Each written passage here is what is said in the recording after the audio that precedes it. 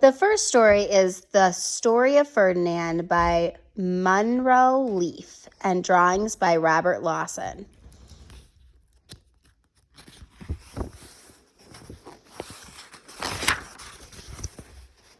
Once upon a time in Spain, there was a little bull and his name was Ferdinand. All the other little bulls he lived with would run and jump and butt their heads together.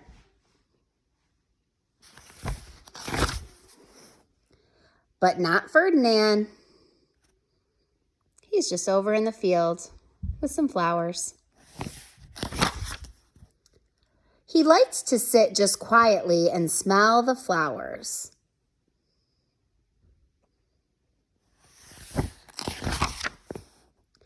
He had a favorite spot out in the pasture under a cork tree.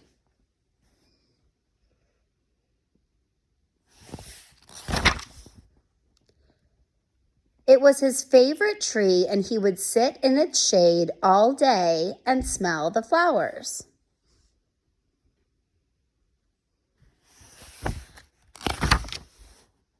Sometimes his mother, who was a cow, would worry about him. She was afraid he would be lonesome all by himself. There's his mother. Why don't you run and play with the other little bulls and skip and butt your head, she would say. But Ferdinand would shake his head. I like it better here, where I can sit just quietly and smell the flowers.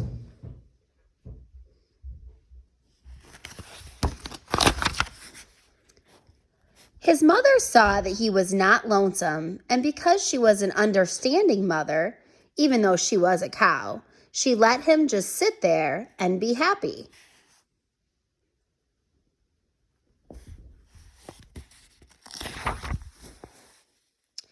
As the years went by, Ferdinand grew and grew until he was very big and strong. Wow.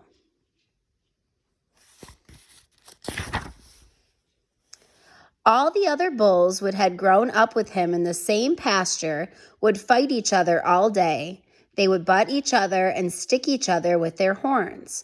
What they wanted most of all was to be picked to fight at the bullfights in Madrid.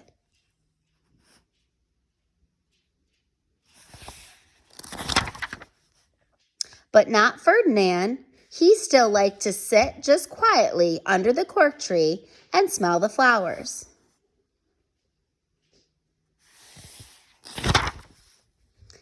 One day, 5 men came in very funny hats to pick the biggest, fastest, roughest bull to fight in the bullfights in Madrid. Oh, those are the men.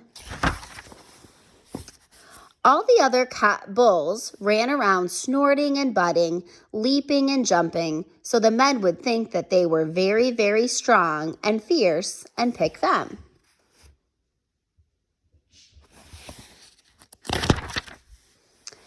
Ferdinand knew that they wouldn't pick him, and he didn't care, so he went out to his favorite cork tree to sit down.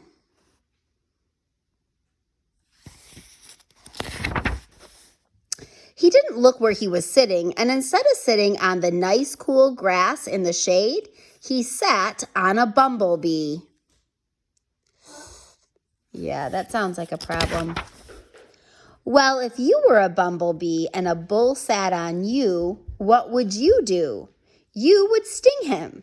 And that is just what this bee did to Ferdinand. Oh, look at Ferdinand's face. Wow, did it hurt. Ferdinand jumped up with a snort. He ran around puffing and snorting, butting and pawing the ground as if he was crazy. There's the bee. The 5 men saw him, and they all shouted with joy. Here was the largest and fiercest bull of all, just the one for the bullfights in Madrid. It's Ferdinand. So they took him away for the bullfight in a cart.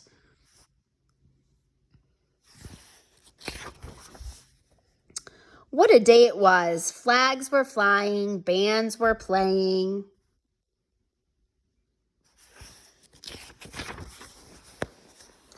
And all the lovely ladies had flowers in their hair. Ooh, what do we know about Ferdinand?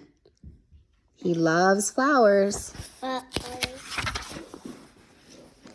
They had a parade into the bull ring. It's only one person. First came the banderillos with long, sharp pins with ribbons on them to stick in the bull and make him mad. Next came the picadors, who rode skinny horses, and they had long spears to stick in the bull and make him madder.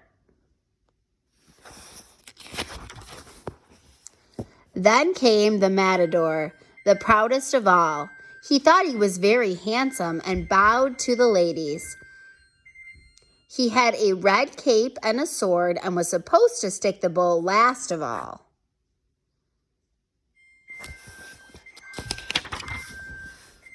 Then came the bull, and you know who that was, don't you? Ferdinand. Just say anything. They called him Ferdinand the Fierce, and all the banderillos were afraid of him, and the picadors were afraid of him, and the matador was stared stiff. Ferdinand ran to the middle of the ring, and everyone shouted and clapped because they thought he was going to fight fiercely and butt and snort and stick his horns around.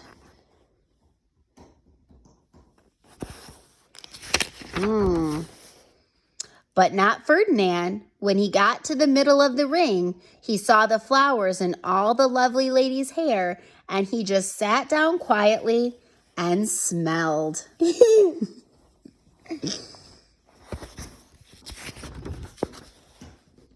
He wouldn't fight and be fierce no matter what they did. He just sat and smelled. And the banderillos were mad, and the picadors were madder, and the matador was so mad he cried because he couldn't show off his cape and his sword. So they had to take Ferdinand home.